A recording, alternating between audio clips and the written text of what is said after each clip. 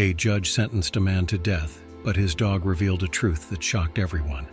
Elias, a former police officer with a spotless service record, stands trial, accused of the brutal rape and murder of 18-year-old Paulina. The evidence appears overwhelming: aggressive text messages, his fingerprints on a knife found near the crime scene, and his confirmed presence in the nearby forest at the time of the incident. The media descend on the story, painting Elias as a cold-blooded monster. The respect once held for the officer turns into unrelenting hatred. No one dares question a possible mistake. The outcry for justice is too loud. The trial becomes a spectacle. Friends, colleagues, even neighbors turn their backs on him. Judge Georgina, known for his severity, shows no mercy. The testimony of Paulina's father, broken by grief, weighs heavily in the courtroom. Elias remains mostly silent, not out of guilt, but because his words seem meaningless in the heated atmosphere. When the sentence is pronounced, death penalty, an eerie silence fills the room, followed by roaring applause. Justice, it seems, has been served. The case appears closed. But just before Elias is led away, he stands tall one last time and speaks with a steady voice. "I have one request. Let me see my dog Apollo one more time." The guards exchange puzzled glances, dismissing it as the sentimental wish of a condemned man. But no one suspects. This reunion will change more than anyone could imagine. The stark visitation room of the penitentiary smells of disinfectant and cold concrete. But when Apollo, Elias's loyal German shepherd, is led into the room, the atmosphere changes instantly. Normally reserved, Elias kneels down, buries his face in the dog's fur, and whispers words only Apollo understands. Tears fall, not from weakness, but from trust. "You are my last hope," Elias says quietly, and Apollo looks deep into his eyes, as if he understands everything. That very night, Apollo manages to slip past the guards. With a mix of instinct and unwavering determination, he runs through the dark streets, across fields, through rain and wind, back to the place Elias never should have left: the forest. Among damp leaves and broken branches, Apollo begins to sniff. It's as if each scent reveals a fragment of truth. His nose leads him to an old animal trail, one no investigator ever noticed. There, hidden beneath a fallen tree, Apollo finds the first clue: a torn piece of fabric, stained with blood that does not belong to Paulina. Minutes later, he uncovers a buried object, a memory card sealed in plastic. Apollo barks, loudly, relentlessly, desperately. His cry echoes through the woods like a siren. The truth lies here, and Apollo will not rest until someone listens. Before the sun even rises, Apollo stands trembling at the steps of the police station. In his mouth, he carries the dirty but intact memory card, his gaze fixed, his fur soaked. A young patrol officer notices the dog and tries to shoo him away, but upon spotting the plastic bag, he quickly calls for a detective. Skeptical at first, the officers decide to take Apollo seriously, and when the dog later leads them back into the forest, a completely new chapter of the case begins.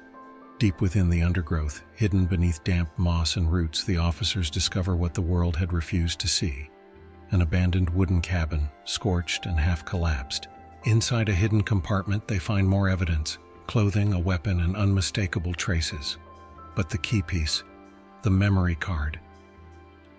As the footage plays, everyone freezes. The images show a group of masked men, cruel, laughing, and violent. Not Elias, but a well-known local gang caught in the act. Paulina had simply been in the wrong place at the wrong time. That very same day, police descend upon the new leads. DNA evidence matches members of the criminal group, many of whom were out on parole. The district attorney orders immediate arrests. Elias, who was already branded a murderer, is pulled from death row, his name not yet cleared, but his life no longer lost. And as the justice system begins to unravel and rebuild, one remains motionless in the eye of the storm: Apollo. The dog who saw what no one else did and didn't rest until the truth was finally brought to light. When the judge officially exonerates Elias, a ghostly silence falls over the courtroom. No applause, no relief, only shame in the eyes of those who had rushed to judgment. The judge, usually a man of stone, lowers his gaze as Elias steps out of the cell, accompanied by Apollo. The dog lifts his head for a brief moment, his eyes clear, his gait proud. He had done what no one else dared, believed in good when everyone else had given up. The perpetrators are sentenced to life imprisonment. But for Elias, justice is not a victory, it's a burden. The months on death row have left scars, not only on his body, but deep within his soul. He leaves the city. Too many stares, too many words he will never forget. In a remote village far from the noise of the world, he starts a new life with Apollo, the dog who not only saved him from death, but also restored his faith in life. The story spreads in newspapers and across social media. Apollo, the dog who brought justice. People send letters, food donations, words of thanks. But Elias avoids the spotlight. For him, only one thing matters: that he can look up at the quiet evening sky, with Apollo quietly lying next to him, and know he's alive, because a dog remembered and never gave up. Sometimes it takes no words, no loud protest, just a loyal gaze, a cold nose, and an unshakable instinct to bring the truth to light. Elias and Apollo prove that justice isn't always born from laws, but from love, loyalty, and courage. Their story reminds us that the quietest heroes often walk on four paws and teach us never to give up, even when all seems lost. Because where people fail, an animal with a pure heart sees what we overlook: the truth behind the pain, the doubt beneath the surface. Apollo was more than a dog. He was a witness, a savior, and a warrior for a friend the world had abandoned. And while everyone condemned Elias, Apollo kept believing. This story shows us that hope exists, even in the darkest abyss, that friendship and loyalty can move mountains. If this story touched you, give the video a like, subscribe to our channel, and hit the bell for more real and moving stories. Share this video with family and friends who believe in second chances, because sometimes it only takes one dog to change the world. We appreciate you, and see you in the next video.